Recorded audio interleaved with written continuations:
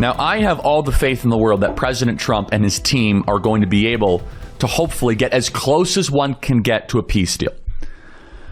And I don't want to overly black pill. And black pill, to be perfectly honest with you, is a term that the kids use to say it's a little bit of a heavy or depressing take.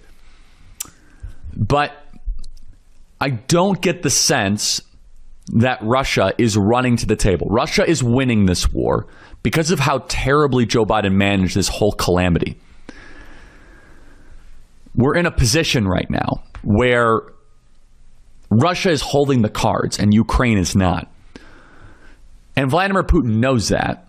Putin knows that the American appetite to fund Ukraine is nothing, as it should be, by the way. And therefore, Putin's like, well, we have an appetite to keep this war going. You have to remember that the Russian view of war, they have a normalized view of long conflict. It is part of their culture. It's part of their being.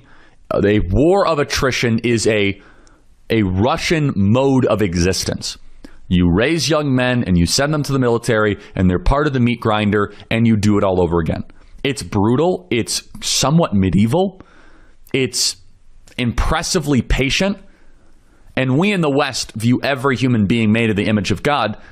Russians don't really believe that. I mean, some of them are Christians, but they're statists first and foremost. They are loyal to the country. They're loyal to the oligarchy. They're loyal to the idea of the big Russian family, the great Soviet experiment. Less Soviet, but more Russian. And so they just keep on feeding the meat grinder.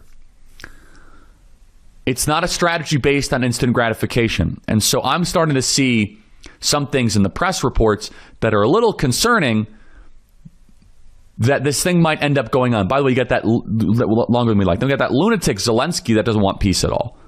So you got a problem across the board. This is Trump envoy Steve Witkoff saying that his meeting with Vladimir Putin lasted 5 hours. If President Trump is able to get this done, he and his team all deserve Nobel Peace Prizes. You got so many different layers of motivations, of revenge. You got different layers of elements of the deep state of the Russian government. Play cut 164. This is the third meeting I've had with him. This last meeting lasted close to 5 hours, and it was a compelling meeting. And towards the end, we actually came up with, and I'm going to say finally, but what Putin's request is to have a permanent peace here. So beyond a ceasefire, we got an answer to that. So let me compliment the Trump administration here, and they deserve a ton of credit. In the last week, they did two things that were categorically verboten or forbidden based on the D.C. Manual of Warmongering and Neoconservative Geopolitics. They sat down with the Iranians and they sat down with the Russians. Good on them. You always should talk to your adversaries, regardless of what you're going through. Always try to find out if there's a place for reconciliation, back way of channeling for prisoner swaps, whatever it might be.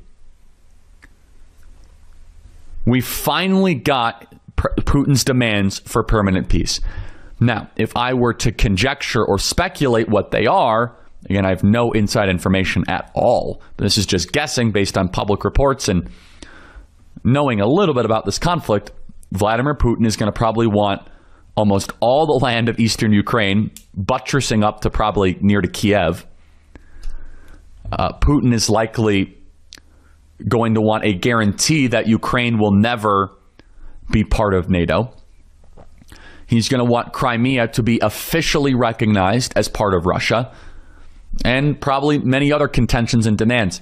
And then it's going to be on the Ukrainians to see whether the Ukrainians are willing to actually broker peace, to come to the table. It's very much an evolving situation. It is very, very difficult. I do not envy the Trump team at all. I do not envy the Trump team for having to negotiate this. And God bless Steve Witkoff for going into that circumstance. And both sides need to be willing to come to the table and broker peace. to cut a deal that is the better for humanity, because we're about to enter another summer killing season. We have to have a good baseline to start negotiating, which is this. We want peace. We want the war to end. We'll see who actually believes that. For full shows, live and on demand, it's Salem News Channel.